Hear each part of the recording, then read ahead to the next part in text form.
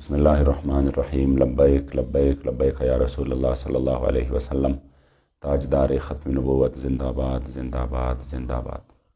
محمد شفیق امینی رکن شورا تحریک لبیک یا رسول اللہ پاکستان و سربراہ مذاکراتی کمیٹی تحریک لبیک یا رسول اللہ پاکستان مخاطب ہوں۔ ناظرین کرام، اس وقت پوری حکومت اپنے وسائل کو بروئے کار لاتے ہوئے تحریک کے خلاف پروپیگنڈا کرنے میں مصروف عمل ہے اور ہر آواز کو دبانے کی کوشش کی ہے اور ظلم بالائے ظلم کر رہے ہیں، جس کا تماشا پوری قوم دیکھ رہی ہے۔ وفاقی وزراء جس میں شیخ رشید و نور الحق قادری شامل تھے، انہوں نے ایک پریس کانفرنس میں جو کہ صرف جھوٹ اور الزامات لگائیں، ساری کی ساری پریس کانفرنس ہے وہ جھوٹ کا پلندہ ہے، اور یوں محسوس ہوتا ہے کہ ان کو بہت بڑا ٹاسک دیا گیا ہے کہ کسی بھی صورت آپ اس عظیم تحریک کو جو خالصتاً پاکستان میں نظام مصطفیٰ صلی اللہ علیہ وآلہ وسلم کے لیے میدان میں تھی، اس کو بدنام کرنا ہے، چاہے اس کے لیے آپ کو جس حد سے بھی جانا آگے گزر جانا پڑے۔ یوں محسوس ہوتا ہے جیسے یہ لوگ محب وطن ہیں اور ہم اس وطن کے دشمن ہیں۔ یوں محسوس ہوتا ہے جیسے یہ لوگ عوام کے انتہائی عوام کے ساتھ مخلص ہے اور عوام کے دکھ درد میں شریک ہے، اور ہم جو ہے وہ عوام کے دشمن ہیں۔ ناظرین کرام، بات یہ ہے کہ ہمارے ساتھ ایک معاہدہ ہوا جس کو معاہدہ فیض آباد کا نام دیا گیا۔ اس معاہدہ فیض آباد میں ہمارے ساتھ انہی لوگوں نے اور ان کی جو ادارے ہیں ہمارے، اس کی سربراہان بیٹھے تھے، اور انہوں نے ہمارے ساتھ ایک معاہدہ طے ہوا جس میں اسی وقت بریگیڈیئر ریٹائر اعجاز شاہ تھے کہ فرانس کی سفیر کی ملک بدری کے حوالے سے ہم آپ سے 3 مہینے کا ٹائم لیتے ہیں۔ ہم نے 3 مہینے کا مکمل طور پہ ٹائم دے دیا۔ اس کے بعد جب 3 مہینے تقریباً وہ مکمل ہونے کو تھے تو ہمارے امیر محترم نے ان کو وہ وعدہ یاد دلایا بابا جی کے چیلم پر۔ تب انہوں نے دوبارہ سے ہمارے ساتھ رابطہ کیا۔ پہلے تو کہا کہ ہم اس معاہدے پر شرمندہ ہیں، آپ پیچھے چلے جائیں، اور پیچھے ہٹنے کی صورت میں ہم آپ کو اتنے آفرز دے رہے ہیں جن میں پیسے بھی تھے، جن میں سینٹ بھی تھا، جس میں آئندہ کے لیے ہمارے ساتھ اتحاد کی باتیں بھی ہو رہی تھی۔ لیکن ہم نے کہا کہ نہیں، ہمارا تو ان چیزوں سے کوئی واسطہ ہی نہیں ہے، ہم وہ ہمارا مقصد ہی نہیں ہے، جو مقصد ہے اس پر بات کرے جو آپ لوگوں نے وعدہ کیا ہے۔ پھر کہا کہ چلو ہمیں 2 مہینے اور دے دیں، جس میں خود وفاقی وزیر نور الحق قادری، شیخ رشید، راجہ بشارت اور ایجنسیوں کے ہمارے اداروں کے سربراہان موجود تھے۔ تب ہم نے ان پر اعتماد کر کے ان کو ٹائم مزید دے دیا۔ اب جب ٹائم یہ بھی مکمل ہونے والا تھا اور انہوں نے کچھ نہیں کیا، تو ہمارے سامنے ایک عام قرارداد کی متن پیش کر کے کہا، جو کہ ایک مذمتی قرارداد تھا، کہ آپ اس پر عمل کریں تو ٹھیک ہے، اور یہ ہم پیش کر دیتے ہیں۔ ہم نے کہا ہم سے جو معاہدہ ہوا ہے معاہدے کی بات کریں، اس میں تو معاہدے کی کوئی بات ہی نہیں ہے۔ یہ تو 5 مہینے پہلے بھی آپ مان رہے تھے کہ نہیں، آپ سفیر کی بات چھوڑ دو، ہم جو ہے نا ایک مذمتی قرارداد لے آتے ہیں۔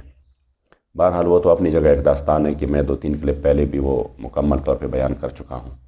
اب جو شیخ رشید نے اس پریس کانفرنس میں بات کی ہے کہ یہ کسی بھی صورت میں فیض آباد آنے پر بضد تھے، 3 مرتبہ آ چکے تھے،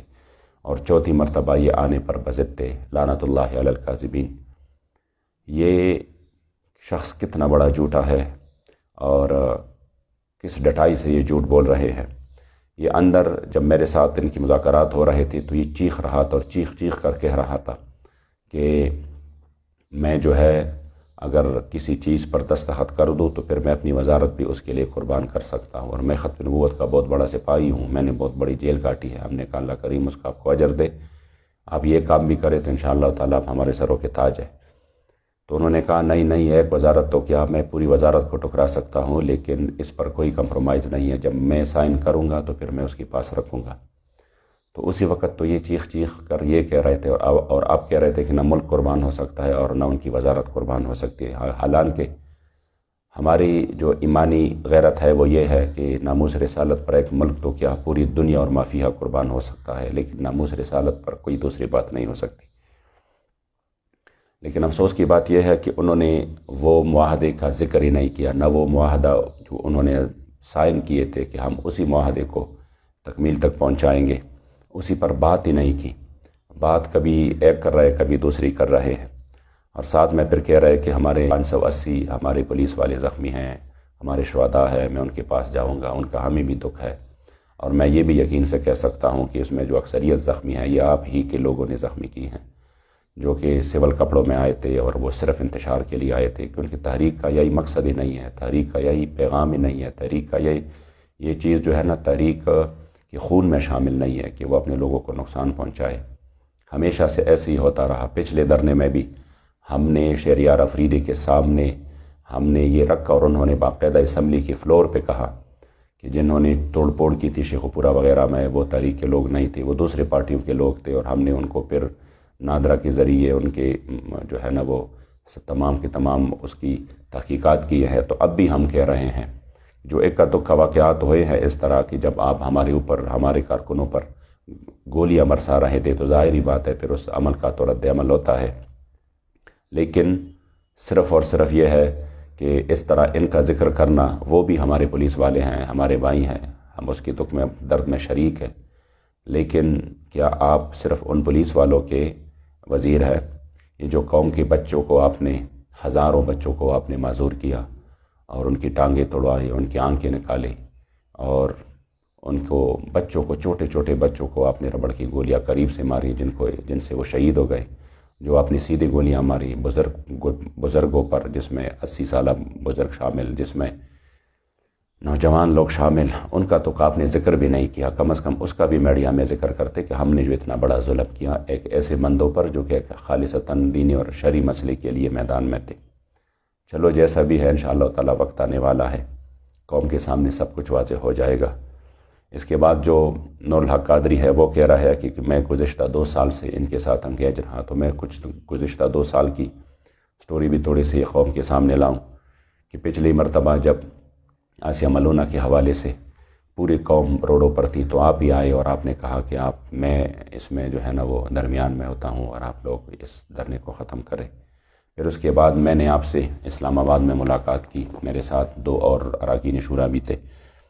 اور اس میں ہماری ملاقات شہریار افریدی سے ہوئی۔ ہمیں محسوس ہوا کہ آپ لوگ وعدے کی پاسداری نہیں کر رہے، جو ہمارے ساتھ آپ نے آسیہ ملونہ کے حوالے سے وعدہ کیا تھا۔ تو اسی میں آپ نے ہمیں شہریار افریدی سے ملایا، وہ بھی سامنے تھا، میں بالکل آپ کے ساتھ ہی بیٹھا ہوا تھا۔ شہریار افریدی آپ کے سامنے بار بار ہاتھ زمین پہ لگا کر کہہ رہا تھا کہ میں نے جان اللہ کو دینی ہے، اور آسیہ ملونہ جائے گی تو ہماری لاشوں کی اوپر سے گزر کر جائے گی،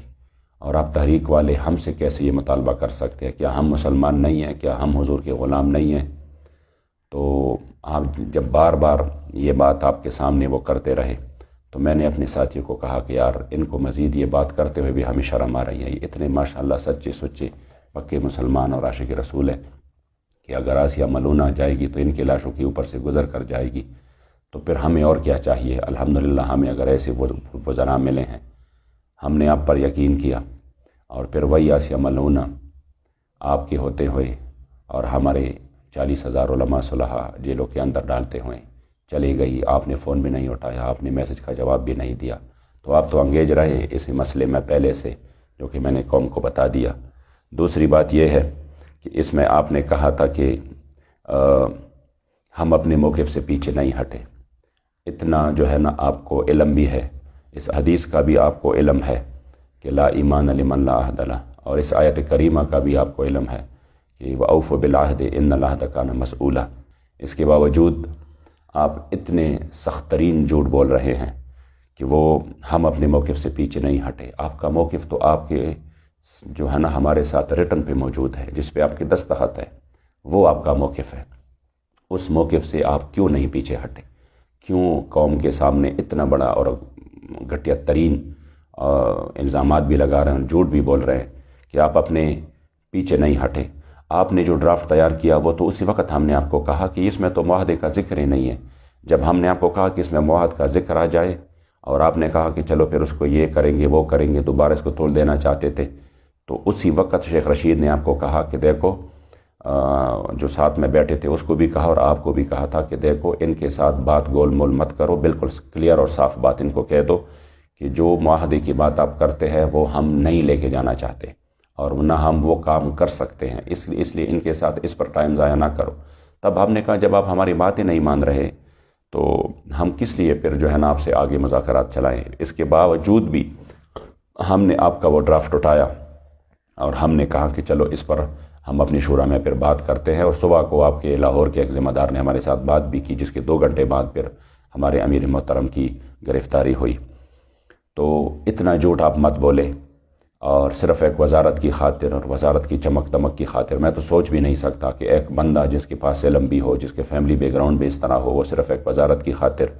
اتنی بڑی جھوٹ بولے، اور وہ ایک خالصتاً ایک مذہبی تحریک پر جو کہ حضور کی عزت و ناموس کے لیے میدان میں ہو، اس کے خلاف اتنی سازشیں کرے اور وہ صرف وزارت کی خاطر اس کا حصہ بنے۔ حاشا وکلا کہ ہم نے کبھی یہ سوچا بھی تھا کہ اس طرح ہوگا۔ چلو قسمت کی بات ہے کہ آپ کس کو خوش کر رہے ہیں، انشاءاللہ آنکھ بند کرنے کی دیر ہے، پتہ چل جائے گا دنیا میں بھی اور آخرت میں بھی انشاءاللہ۔ آپ نے اس کے بعد کہا ہے کہ گرفتاری پر کہ اس کا ایک بندہ گرفتار ہوا تو اس پر اس طرح کا رد عمل جو ہے نہ شرعی ہے، نہ دینی ہے، نہ اخلاقی ہے۔ تو میں آپ سے پوچھتا ہوں کہ رد عمل تو نہ شرعی ہے، نہ دینی ہے، نہ اخلاقی ہے، لیکن عمل کیا ہے؟ ایک بے گناہ بندے کو جنہوں نے آپ سے وعدہ کیا تھا کہ ہم 20 تک کچھ بھی نہیں کریں گے، انہوں نے ابھی 20 تو اب بھی نہیں آیا، ایک بے گناہ بندے پر کس طرح آپ یہ الزام لگا سکتے ہیں کہ یہ اس کی جو گرفتاری ہے تو کیا وہ شرعی ہے یا آئینی ہے یا اخلاقی ہے؟ اس لیے کم از کم قوم جو ہے نا ان باتوں کو سوچے اور یہ ذہن میں رکھے کہ یہ کس کے کہنے پر یہ سب کچھ یہ کر رہے ہیں اور کس کو خوش کرنے کے لیے یہ سب کچھ کیا جا رہا ہے۔ انشاءاللہ تعالی ہم اللہ و رسول کے سامنے سرخرو ہے، اور اس مسئلے میں قوم کے سامنے بھی سرخرو ہے۔ ہم نے شہداء دیے،